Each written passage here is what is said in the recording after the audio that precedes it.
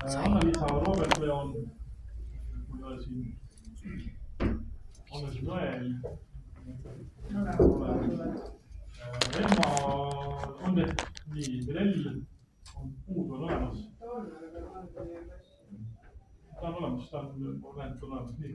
Karl, eks ole, ja Paul, Robert samuti. Ehk siis ikkagi, okei, nii, mõtlesin ma üles. Kes on mis? Jah, tehtud aega küsida. Paul, sisitad poisid on aega. Mille sina? Paul.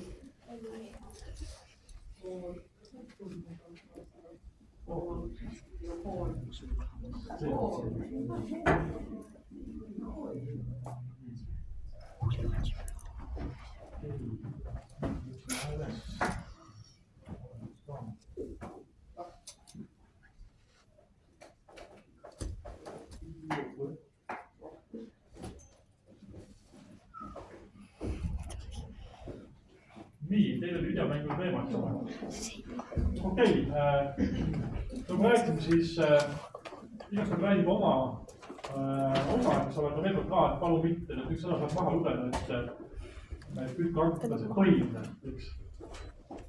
Nii, ehk siis Paul, Robert, Karl ja Mirell, jah. Nii, palun, sõna teil.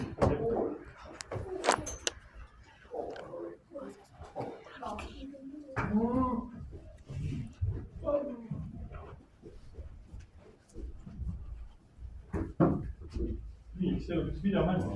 Vaatame, mis me seda saame. Nii, palun. Kes me tegid, võib ise kutsuda või väike lähe.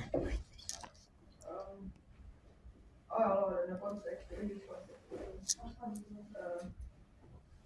Videomängud on aja jooksul väga palju arenenud ja nad on muutunud mõjutamad meelelahutuse poolt. Neid mõjutab kogu ühiskonda. 2000-ndatel oli juba kiire interneti populaarsus sai videomäng võrka puhata ja süvendus mängijaid üle kogu maailma. See muutus oli oluline, et videomängudes said sotsiaalsed keskkonnad, inimesed said suhelda ja suhta lõikida ühisest maailma. Jah. Nii.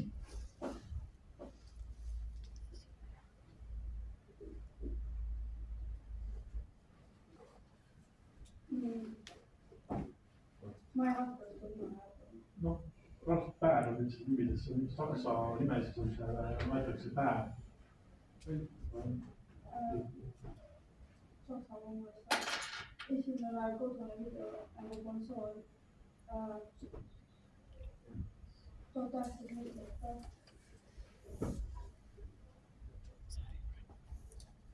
Selle isiku töö pani aluse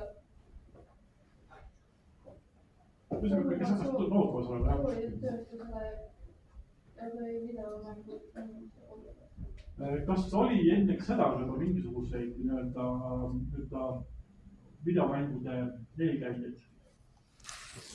Esimesi arvutimängu nimetada niimoodi. Et sa oled tõusnud pärast sõda, eks ole, aga klassid videomängud tõepoolest üks ütelda, selles on see õigus. Nii. Nojah, see keeru viia auto.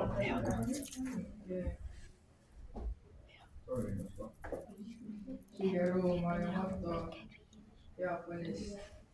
Mängud Donkey Kong Super Mario Bros. 1981.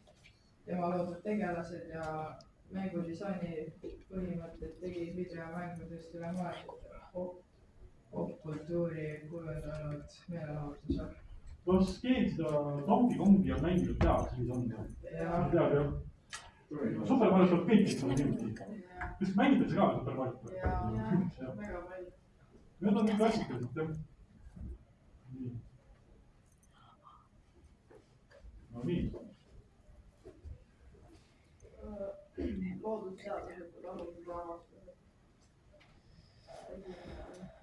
Arvutite tööpõhimõte ja transistorid. Transistorid aitavad arvutada teha kiireid arvutusi ja see on arvutusmängude juhtimisel ja pildi arvutamisel. ilma transistoriteta ei saaks luua võimsaid seadmeid, mis suudaks mänge kirjutada.